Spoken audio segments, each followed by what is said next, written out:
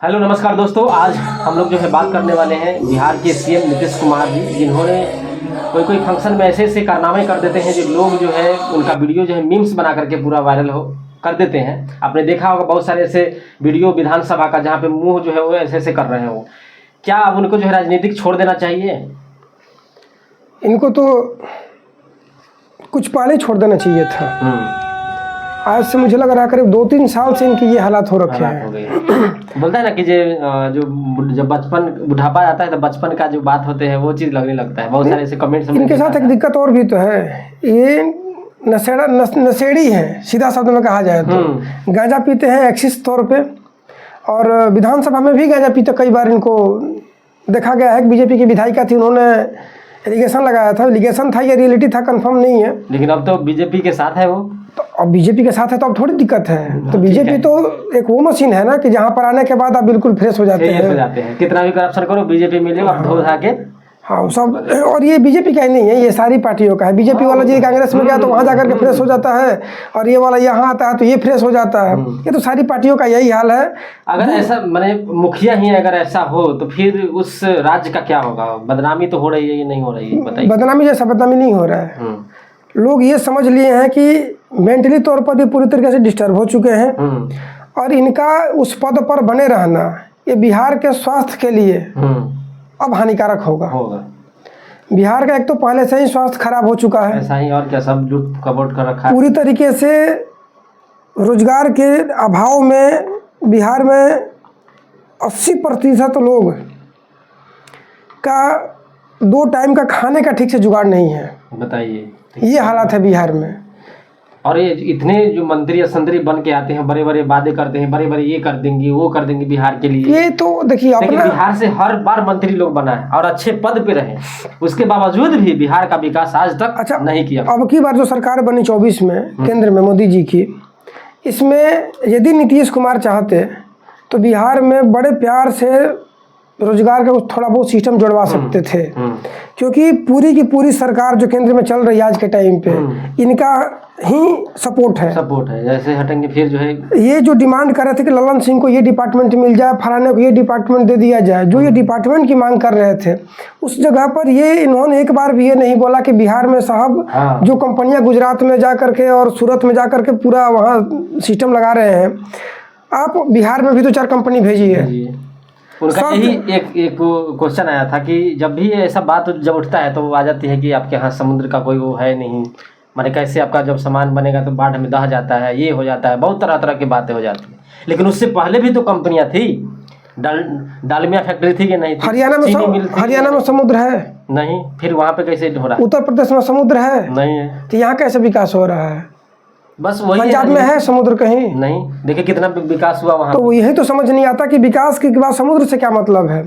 South वाले जो है और कुछ नॉर्थ का हिस्सा जो महाराष्ट्र का और गुजरात का है, यहाँ पर तो है, लेकिन बाकी जो प्रदेश हैं वहाँ पे कहाँ समुद्र है? नहीं है, तो उन प्रदेशों का विकास नहीं हो रहा है। और थोड़ा बहुत ऊंच नीच हर जगह होता है, लेकिन बिहार जैसा बुरा हालात कहीं पर भी नहीं है। जब भी कहीं भी गरीबी की बात आती है तो लोग साथ में उत्तर प्रदेश का भी नाम जोड़ते हैं। उत्तर प्रदेश के लोग भी लेबर का काम करते हैं, लेकिन उत्तर प्रदेश में पूर्वांचल एरिया छोड़ दिया जाए तो बाकी जगहों का हालात बहुत बढ़िया है, बहुत ही बढ़िया है। और बिहार में ऑल ओवर बिहार का कहा जाए तो पूरा जगह खराब है। आप यहाँ से वहाँ पे खाली मजदूर पैदा होते हैं बिहार में, और बिहार से इतना सस्ता मजदूर है जाओ कहीं नहीं मिलेगा ना। और तो ये भी हो सकता है कि ये इतना सस्ता मजदूर मिलेगा नहीं, इसके लिए डेवलप बिहार को नहीं करना चाह रहा होगा नेताओं। मेंटलिटी इनकी ये भी है। दूसरी बात इनकी सबसे बड़ी ये है कि जो वहाँ के लोग हैं, ये अपने यहाँ यदि 10 साल की नौकरी उनको मिलेगी भी, अरे यार लोग क्या कहेंगे कि ये काम करते हैं, और 12,000 में आकर के दिल्ली में मजदूरी करेंगे।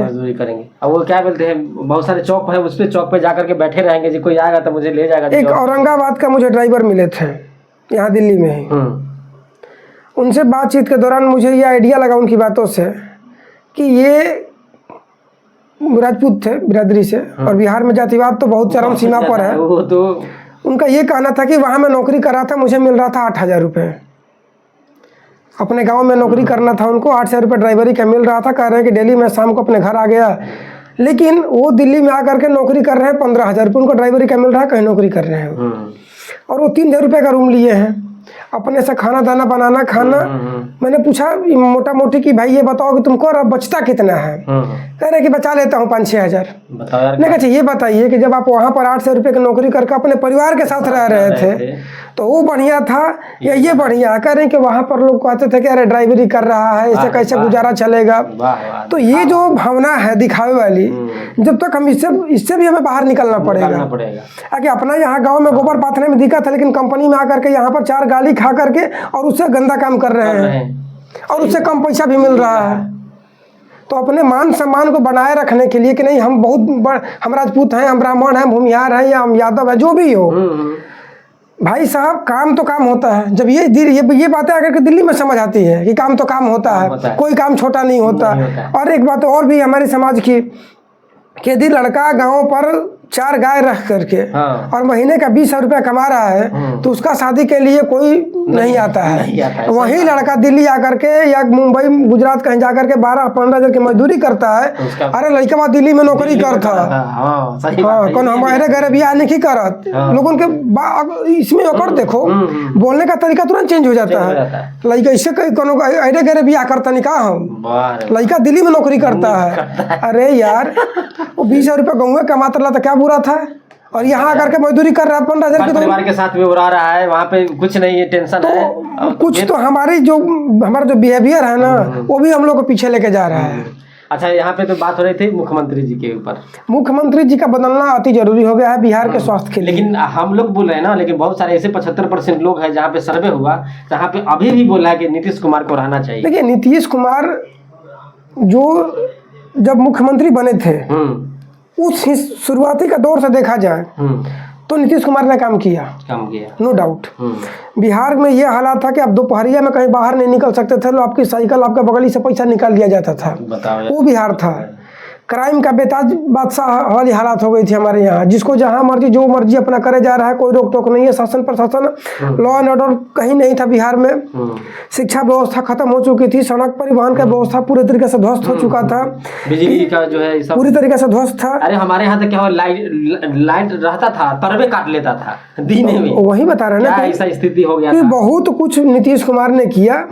बिहार को मूलभूत जो ढांचा था वहाँ से आगे बढ़ाया, लेकिन अब उससे काम नहीं चलने वाला है। जब से समय बदलता है ना तो उसके हिसाब से आपको बदलना पड़ता है, नहीं तो आप पीछे रह जाएंगे। अब देखिए उस समय शिक्षा नहीं थी, इन्होंने शिक्षा के लिए बहुत बढ़िया व्यवस्था जोड़ा, काफी हद तक सुधार हुआ। बिजली पानी सड़क जो भी हुआ व्यवस्था इन्होंने दुरुस्त किया, लॉ एंड ऑर्डर क्लियर किया, प्रशासन की व्यवस्था दुरुस्त हो गई। आज रात में आप पूरा बिहार घूमिए, कहीं कोई आपको डर नहीं है।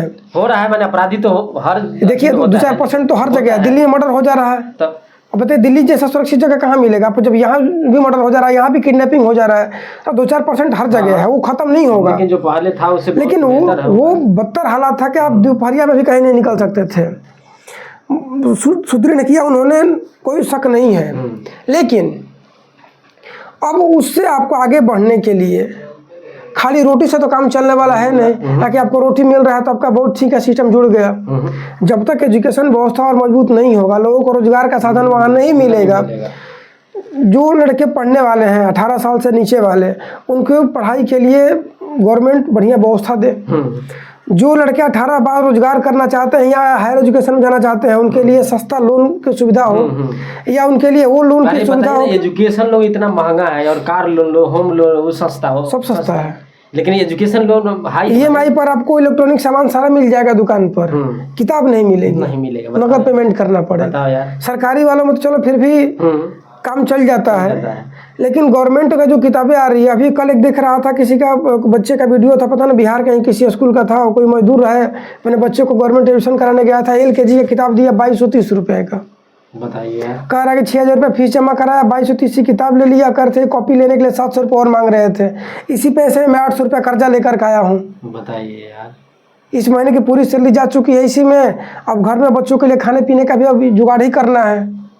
बताइए LKG का किताब 2230 रुपये का आ रहा है, और वो स्कूल भी कोई बहुत बड़ा स्कूल नहीं है, वो गली में स्कूल खोल रखा है 5वीं तक का। और वहाँ पर यह सोचिए कि बड़े बड़े जगहों पे क्या हालात है। ये तो बात है सही। तो जब तक गवर्नमेंट इसके लिए सब ये बता रहे हैं, क्या नाम है इनका, जन सुराज के प्रशांत पांडे जी, इनका एक दो चार बातें देखिए बढ़िया लग रही है सुनने में। यदि 10 साल का इन्होंने अपना ये टेन्योर लिया हुआ है, वाकई में यदि ये काम इस तरीके से कर देते हैं तो लग रहा है कि स्थिति कुछ थोड़ा बहुत बिहार के लिए सुदृढ़ हो सकती है, लेकिन भरोसा नहीं किया जा रहा है। दिक्कत सबसे बड़ी ये है कि नेताओं के बयान सुन सुन के और जुमले सुन सुन के लोगों का भरोसा उठ चुका है। हाँ, इसीलिए अच्छा लोग काम भी करेंगे तो उन पे विश्वास नहीं हो रहा। जब तक सामने काम दिखे ना, हाँ, जब तक आपके सामने दिखे ना कि रिजल्ट ये रहा, तब तक अब सुनने से भरोसा नहीं रहा किसी के ऊपर। और रही बात, ये बिहार की ही नहीं है, जनता का ये हालात हो रखा है कि पढ़े लिखे लोगों का कहीं कोई अस्तित्व नहीं है। भारत के सबसे बड़े इकोनॉमिस्ट माननीय पूर्व प्रधानमंत्री मनमोहन सिंह जी, दक्षिणी दिल्ली है, ये जो संसदीय क्षेत्र है, ये भारत का सबसे पढ़ा लिखा समुदाय और शिक्षित धनिष्ठ व्यक्ति यहाँ पर लोग हैं। और वहाँ से वो खड़े थे इलेक्शन में, लोकसभा में, वो हार गए। बताइए, यदि ये कहीं अपने यहाँ बिहार के किसी ऐसे जिले से खड़े होते जहाँ की गरीबी है, दरिद्रता है, भुखमरी है, तो लोग क्या कहते कि पढ़ा लिखा समुदाय ना हटे, इतना बड़े इकोनॉमिस्ट की पहचान ना पौला हंस। यहाँ तो 95% पढ़े लिखे लोग हैं। सब लोग अति मतलब क्या बोलेंगे उनको, धनिष्ठ परिवार है कि मतलब सब लोग एकदम मिडिल लेवल होता है, उससे ऊपर के लेवल का लोग जीवन जी रहे हैं। ये लोग भी नहीं जानते, सब जानते हैं, लेकिन पार्टी और जाति बाहर नहीं निकल सकते, कुछ भी हो जाए तो इससे बाहर निकलना कुछ हो चाहे ना, लेकिन हम जाति और पार्टी के देख करके ही वोट देते हैं। तो समझिए, और बिहार के बदलना है तो आपको जाति और पार्टी से हट करके वोट देना पड़ेगा। और तभी जो है बिहार का विकास होगा, तभी जो है मजदूरी खत्म होगी बिहार से। और नीतीश कुमार जी जो कुछ जो कर रहे हैं, इनका नहीं, नीतीश जी खतरा तो है ही। नीतीश जी का पार्टी छोड़ देना चाहिए, कायदे के अनुसार इनको पद, और कोई ढंग का हो जो भी काम करने वाला व्यक्ति हो, उसके लिए बिहार के लोग मेहनत करें और ईमानदारी से अपना। और 500 में वोट बिक जा रहा है, कीमत माने 500। यही सोचा जा रहा है कि एक जो मुर्गा लोग खरीद के लेकर आ रहे हैं वो भी 500 का मिलता है। मतलब हमारी जो औकात है वो 500 में है, वो मुर्गे के बराबर भी नहीं है। बताओ यार, है क्या लोगों की सोच हो गई है। चलिए कोई बात ना, यहीं पे बात खत्म करते हैं, फिर लाएंगे नए वीडियो। तब तक ध्यान रखिए, ख्याल रखिए, बिहार के विकास की बात करते रहेंगे। जय हिंद, जय भारत।